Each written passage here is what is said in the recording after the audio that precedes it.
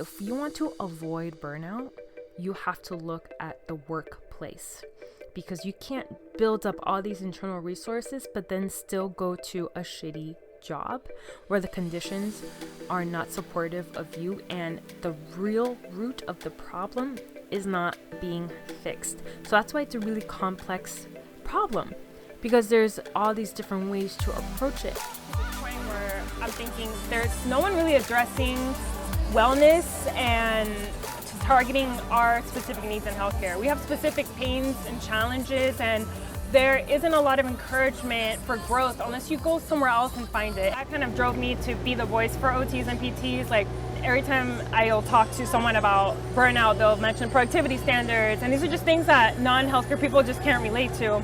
And we have those factors that lead to a different type of exhaustion and a different type of detachment. I was so surprised by how distant I was growing from my patients. It's this weird dynamic where I found myself not well, not physically well, mentally, spiritually, emotionally, and I didn't want that for myself.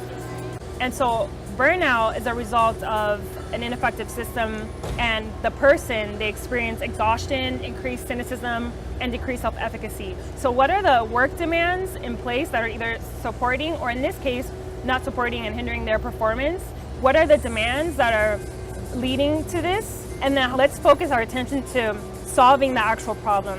So shifting the culture away from numbers and getting back to the root of healthcare and treating people not just like another warm body that can treat a patient, but treating that person with value and respect.